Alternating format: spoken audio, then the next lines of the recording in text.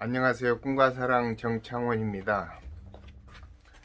오늘은 암호화폐하고 블록체인 기술에 대해서 좀 말씀을 드리려고 합니다.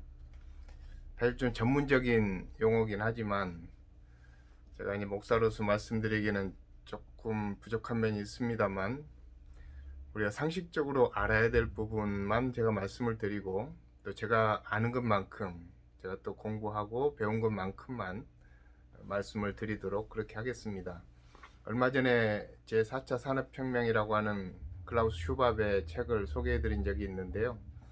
거기에도 암호화폐에 대해서 나오지만 짤막하게 나옵니다. 그래서 제가 조금 더 보태서 그리고 현재 이 시사적인 면에서 말씀을 드릴까 하고 있습니다. 여러분 요즘 주식시장이 많이 뜨겁죠. 주식을 이제 모르는 분들도 그냥 주식에 투자하고 계시는 분들이 많이 있을 텐데 좀 과열이 된 경향이 없지 않아 있습니다. 그래서 이제 주식은 조금 더 조정이 필요하지 않을까라는 생각이 들고요. 암호화폐가 요즘에 폭등을 하고 있습니다. 그 이유는 전 세계 돈이 너무 많이 흘러다닌다는 얘기죠. 코로나 때문에 유동자산이 많아지고 그래서 어디다가 돈을 주체할 수가 없으니까 주식이나 이제 암호자산 속에 이제 넣게 되는 것입니다. 그래서 지금 이 비트코인을 중심으로 한 그 암호화폐가 이제 관심을 갖게 되는데 사람들은 막 오른다 그러면 관심을 갖게 되는 거죠. 그 전에 좀 투자를 했으면 좋았을 텐데 작년에 투자한 사람들은 거의 뭐 5배에서 10배 정도 수익이 나지 않았을까 생각이 됩니다. 그런데 뭐 꼭 수익 차원에서 제가 말씀을 드리는 것은 아니고 조금 더 상식적으로 이 부분을 알아야 되겠다. 그냥 많은 사람들이 알고 있는 걸 내가 모르면 안 되잖아요. 그래서 제가 말씀을 드리는 것이고요. 이제 가상화폐와 그리고 블록체인 그리고 비트코인 이 세 가지 관계에 대해서 이제 말씀을 드리도록 하겠습니다. 제4차 산업의 핵심 기술은 AI 기술이죠. 그 인공지능 그리고 또 한 가지는 이제 빅데이터 데이터를 많이 쌓아서 뭔가 생산적인 일을 해내는 거죠. 근데 그 중에 한 가지가 이제 블록체인 기술이 있는데 그 블록체인 기술을 사용한 대표적인 그 경우가 암호화폐입니다. 암호화폐를 영어로 하면 이제 크립토 커런시라고 하죠. 크립토라고 하는 말은 비밀, 암호 이런 뜻이고 커런시 그러면 이제 통화 또는 화폐 이런 뜻인데 그걸 합쳐서 암호화폐 이렇게 번역을 하면 되겠습니다. 때로는 이제 암호화폐라고 하지 않고 가상화폐라고 많이 하죠. 가상화폐라고 했을 때 영어로는 virtual currency인데요. 이제 virtual currency라고 쓰는 경우보다는 이제 영어로서는 크립토 커런시를 더 많이 사용합니다. 왜냐하면 크립토 커런시라고 그러면 그 기술적인 면을 강조하는 것이고요. 버추얼 커런시라고 하면은 그 상태를 일반인들이 듣기 쉽게 이야기하는 건데 좀 더 전문적으로 보면 크립토 커런시가 맞죠. 왜냐하면 이 화폐가 암호를 풀어야만 이제 이렇게 유통이 되는 그런 과정을 겪기 때문에 그 블록체인 기술에서 나온 것을 크립토 커런시라고 하죠. 지금 이제 암호화폐는 이제 그렇게 돼 있고요. 그 엘렉트로닉 캐시하고는 좀 다르죠. 엘렉트로닉 캐시는 전자화폐 같은 경우는 뭐 우리가 이제 블록체인이 아니라도 사용하고 있는 그런 경우죠. 그냥 컴퓨터가 저장이 돼 있으면 되는 거죠. 그거는 중앙 그 컴퓨터에 들어 있는 겁니다. 근데 이 암호화폐는 그거하고 달리 블록체인 기술에 의해서 중앙에 저장되어 있는 컴퓨터가 없어요. 모든 네트워크에 같이 저장이 되는 그런 개념입니다. P2P로. 그래서 개인들이 가지고 있는 컴퓨터의 네트워크로 다 저장이 되기 때문에 그것을 블록으로 만들어서 네트워크를 만들어서 저장을 시킨다. 그런 의미에서 이제 탈중앙화라고 합니다. 뭐 탈중앙 그래서 요즘에 모든 은행들도 탈중앙화 화폐들을 만드는데 그걸 디파이라고 하죠. 그 디파이라고 하는 그런 것은 이제 또 다른 개념으로 좀 비슷한 거지만 다른 개념으로 씁니다. Decentralized Finance. 그것은 이제 은행에서 요즘에 그 중앙으로 집중되어 있는 그 커런시를 이제 이렇게 분산시켜 보겠다는 얘기죠. 사실 이 암호화폐가 나오게 된 계기가 미국의 그 금융위기 2007년도 금융위기 때문에 나온 것입니다. 어떤 분이 이 금융위기를 겪고 나서 어, 이제 사토시 나카모토라고 하는 일본 이름인데 사실 그거는 본명이 아니고요. 그냥 가명입니다. 그래서 본인 그 실제 인물이 누군지 아직 밝혀지지 않았는데 그분이 한 7장인가 9장짜리 그 짧은 논문을 발표를 했는데 거기에서 이제 블록체인 기술을 소개하고 암호화폐를 이제 그 블록체인 기술에 기반해서 만들어낸 거죠. 그게 비트코인입니다. 최초의 암호화폐가 이제 비트코인인데 그 비트코인이 만들어졌을 때 사람들이 별로 관심을 보이지 않았어요. 그래서 그 비트코인 하나를 가지고 2010년도에 얼마 안 됐죠. 10년밖에 안 됐는데 2010년도에 그걸 가지고 어떤 분이 비트코인 10,000개를 가지고 피자 2판을 사 먹었어요. 근데 지금 비트코인이 오늘 시세로 5,600만 원입니다. 비트코인 하나가. 그러면 10,000개를 줬으니까 얼마죠? 한 5,600억 정도 되는 거죠. 한 7천억 정도. 엄청난 돈을 주고 피자 2판을 사 먹은 거죠. 지금 그 피자 가게 주인이 그걸 가지고 있다면 아마 떼부자가 됐겠죠. 그래서 이 비트코인이 지금 관심을 갖게 되는데 지금 현재 우리나라에서 비트코인을 거래하는 거래소가 이제 3개 정도 큰 메인이 있는데 업비트라고 하는 데가 있고 빗썸이라고 하는 데가 있고 코인원이라고 하는 거래소가 있는데요. 그 외에도 뭐 있습니다만 메인 3가지가 주요 거래소인데 그 거래소에서 거래되는 가격이 오늘 가격이 5,600만 원입니다. 엄청난 거죠. 그래서 5만 달러를 넘어선 거죠. 훨씬 넘어선 거죠. 그래서 이 비트코인이 각광을 받게 되면서 많은 사람들이 가상화폐에 관심을 갖게 되는데 가상화폐 투자를 하는 것은 상당히 위험하다라는 관념을 갖고 있습니다. 왜냐하면 폭락할 가능성이 많기 때문에 2017년도에 비트코인이 한 2, 3천만 원, 4천만 원까지 올라갔다가 한 5, 600만 원까지 추락한 적이 있었죠. 그러면 뭐 그때 투자했던 사람들은 그 이제 자기의 자산이 10분의 1로 줄어버린 거 아니겠습니까? 근데 그때 오늘 작년 이맘때까지만 해도 5, 600만 원 했던 가상화폐가 지금 이제 10배가 넘게 오른 거죠. 그래서 6천만 원 가까이 되는데 그 가상화폐는 그것뿐만 아니라 비트코인뿐만 아니라 여러 가지 가상화폐가 있습니다. 그걸 알트코인이라고 하는데 그 이더리움, 뭐 니플, 뭐 이런 주요 뭐 이제 가상화폐뿐만 아니라 폴카닷, 뭐 에이다, 뭐 이런 가상화폐들이 있는데 이제 1번부터 10번까지 나열을 해놓는 그런 가이드가 있습니다. 그 요즘에 그 주식 투자하면은 우량주에 투자해야 된다고 그러잖아요. 이제 시총이라 그래서 그 회사에 총 돈이 들어와 있는 그러니까 그 이제 코인이 팔렸을 때 들어와 있는 돈 그걸 시총이라고 하는데 시가총액 그 시가총액의 순서대로 이제 1번부터 10번까지 정도의 메인 코인들은 투자를 해도 좀 안전한 코인이다 이렇게 보면 됩니다. 왜냐하면 코인들이 지금 한 3,000개 정도 있기 때문에 그 3,000개 정도 있는 코인들이 많이 정리가 이제 때로는 상장 폐지가 되고 없어지고 하니까요.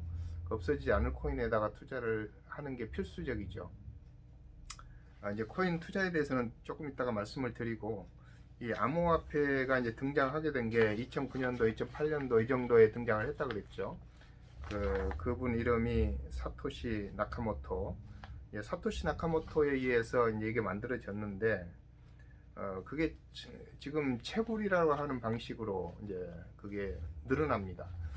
처음에 만들어졌을 때 설계를 2,100만 개가 되면은 그게 채굴이 더 이상 안 되도록 만들어 놨기 때문에 지금 총 채굴한 게 지금 한 거의 80% 정도 채굴이 됐다고 그래요.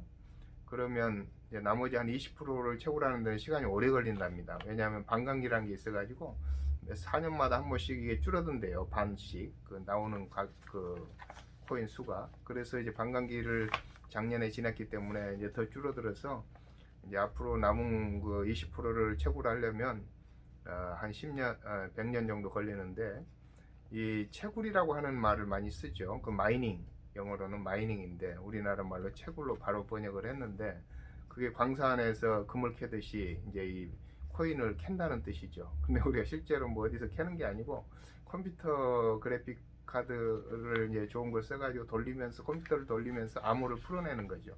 이 암호를 풀어내려면 컴퓨터를 막 돌려야 되는데 열이 많이 나니까 거기에 쿨러를 장착을 하고 또 좋은 그래픽 카드를 쓰고, 그래서 전기세가 많이 들어가는, 이제 그렇게 해서 전기세가 많이 들어가도 그것을 이제 채굴을 해내면 돈이 되기 때문에 거대한 채굴장을 만들어서 그걸만 사업을 하는 데가 있고요. 또 전기세가 싼 곳에다 그걸 만들어서 하는 그런 것도 있는데, 2007년도에 폭락을 하면서 거의 막 채굴장이 문을 닫고 없어지고 했었죠. 그래서 요즘에는 외국에서 많이 이제 채굴장을 갖다 놓고 하는데, 그 채굴기를 사라고 유혹을 합니다. 그것을 우리가 이제 조심해야 되고요. 그 채굴기 네트워크 하는 사람들이 많이 있어요. 그래서 어떤 코인을 채굴을 하는데 그 채굴기를 이제 그 판매를 이제 한다는 거죠. 그걸 네트워크 방식으로. 그래서 채굴기에서 이제 코인이 이렇게 얼마씩 나오면 그걸 적립식으로 했는데, 그 채굴기 어디 있는지도 모르고 사람들이 잘 지식이 없기 때문에 무조건 돈 얼마 넣으면 얼마 나오더라, 뭐 이것만 아니까 결국은 그게 사기로 끝날 경우가 대부분입니다. 그래서 여러분들 이 크립토 자산에 그 투자할 때는 그냥 우리나라 세계에 그 큰 회사 있다고 그랬잖아요. 거기에 증권회사 가입하듯이 가입해서 코인 1번부터 10번까지 시가총액 그 메인 회사들 중에서 그냥 하나 사시고 한 3년 묻어놓는다 생각하시고 술 담그듯이 묻어놔야지, 그걸 뭐 사고 팔고 하면서 그 쳐다보고 가격 쳐다보고 있으면 이거 안 되고요. 특히나 이제 그런 그 이름도 없는 코인들을 가지고 접근해 가지고 네트워크 방식으로 사라고 하는 분들, 이거 조심하셔야 됩니다. 왜냐하면 처음에는 좀 주지만 이제 나중 가면 갈수록 주지 않습니다. 자기가 투자한 돈을 다 못 뽑아낼 수도 있습니다. 그리고 자기는 처음에 들어간 사람은 좀 많이 뽑아낼 수 있지만 나중에 자기들이 또 누군가를 데리고 와야 되잖아요. 그 사람 데리고 와서 투자한 돈 가지고 또 자기가 그것을 또 이익금으로 받는 거거든요. 근데 투자한 사람들, 마지막에 투자한 사람들은 결국은 손해를 보게 돼 있는 거죠.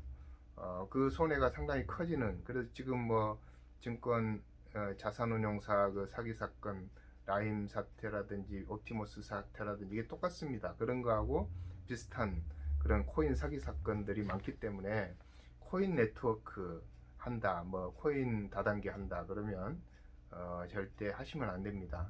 지금 처음에 하셔가지고 돈이 좀 나온다고 해서 좋아하실 필요도 없고요. 누군가에게 피해를 주기 때문에 자기가 좀 벌었다고 해서 그것도 양심상 좀 꺼리끼는 일입니다. 왜냐하면 자기가 데리고 온 수많은 사람들이 앞으로 피해를 보기 때문에 그렇습니다. 물론 이제 코인 값이 계속 올라서 100배, 1000배가 되는 코인도 있기 때문에 손해를 안 볼 수도 있습니다만, 그러나 그 코인들도 언젠가는 누군가의 손에 들려졌을 때는 또 폭락을 하든지 없어지든지 하는 경우가 대부분이니까 그건 조심해야 되겠고요.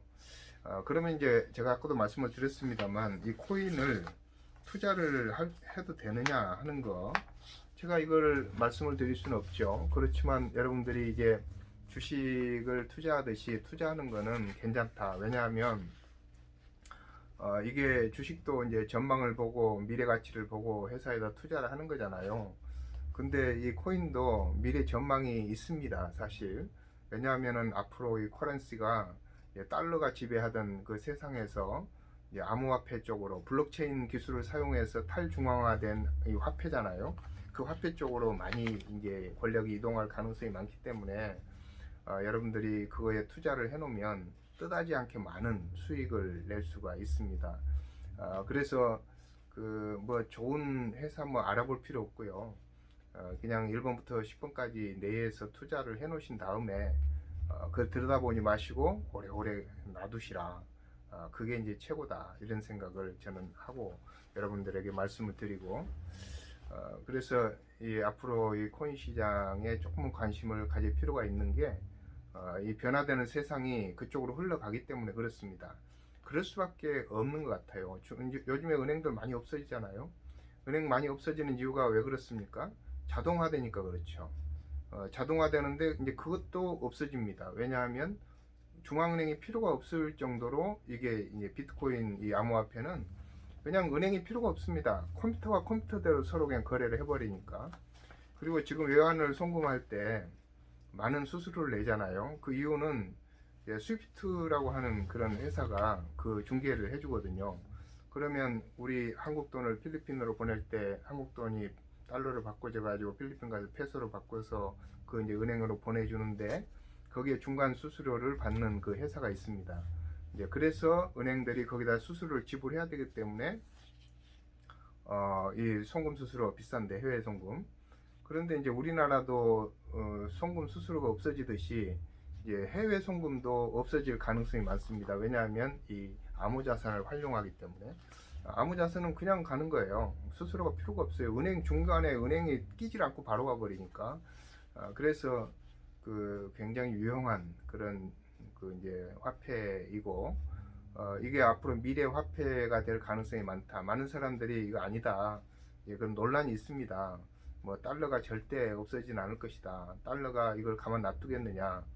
미국이 달러를 지키기 위해서라도 가상화폐를 없앨 것이다. 그런데 지금 전 세계적으로 가상화폐 시장이 미국의 정치인들이 없앨 정도로 그렇게 이제 규모가 적질 않고 미국의 정치를 움직일 정도의 자산 규모가 돼버렸습니다.